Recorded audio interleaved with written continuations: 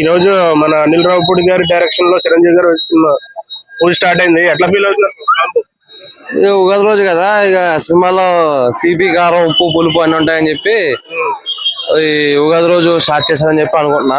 Basic గా అనిల్ రావిపూడి గారి సినిమాలో ఎక్కువ కామెడీ చూస్తాం కదా మనం. సో ఈ ఉగాది పచ్చడిలాగా అన్ని కూడా ఈ సినిమాలు ఉంటాయేమో అని చెప్పి ఎక్స్పెక్ట్ చేస్తాం అనమాట.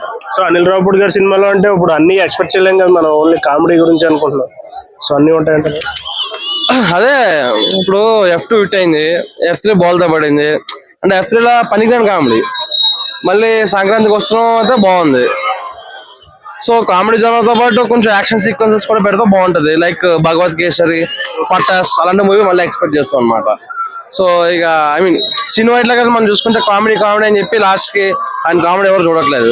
సో అనిల్ రావిపూడి ఆ జోనర్లోకి వెళ్ళిపోతారని చెప్పి అనుకుంటున్నా. పైగా మెగాస్టార్ డీల్ చేస్తున్నారు కాబట్టి కొన్ని యాక్షన్ సీక్వెన్సెస్ పెడితే మా ఫ్యాన్స్ కూడా మజా వస్తుంది. అంటే ఇప్పుడు శంకర్ దాదా MBBS కానీ, చంటబ్బాయి కానీ ఫుల్ లెంత్ కామెడీ సినిమాలు ఈ మధ్యలో రాలేదు కదా చిరంజీవి గారు.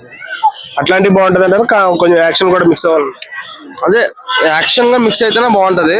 ఎంత అంటే చిరంజీవి గారికి కామెడీ సినిమాలు చేస్తారు, బట్ శంకర్ దాదా MBBS లో కూడా మనకి యాక్షన్ సీక్వెన్సెస్ ఉన్నాయి కదా, సాంగ్స్ కూడా.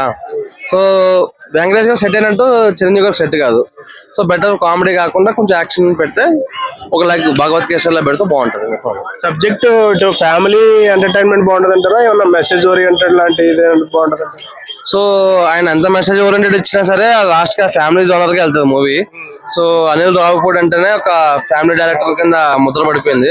సో మనం ఎంత ఎక్స్పెక్ట్ చేసినా సరే లాస్ట్ కి అది మరో సంక్రాంతికి వస్తున్న టైప్ వస్తుందని చెప్పి అనుకుంటున్నాను. అయితే సంక్రాంతికి వస్తున్నాలో ఏమన్నా మైనస్ పాయింట్లు ఉండి ఈ సినిమాలో ఏమన్నా యూనిట్ కి ఏమన్నా చెప్పాలనుకుంటున్నారా? అంటే సంక్రాంతికి వస్త్రంలో మైనస్ పాయింట్స్ అంటే నాకెందుకో రామరాజు లుంగిలకి యాడ్ ఇస్తాడు అనిపిస్తుంది అనమాట. సో స్టార్టింగ్ పోలీస్ గెటప్ లో ప్యాంట్ వేసి సినిమా మొత్తం వెంకటేష్ గారిని లుంగిదనే చూపించారు. సో అదొకటి కొంచెం బాధాకరంగా అనిపిస్తుంది అనమాట. సో ఈసారి ఓన్లీ లుంగితో కాకుండా కొంచెం గట్టిగా డ్రెస్సింగ్ వేస్తే బాగుంటుంది అనుకుంటున్నాను. Okay bro, thank you.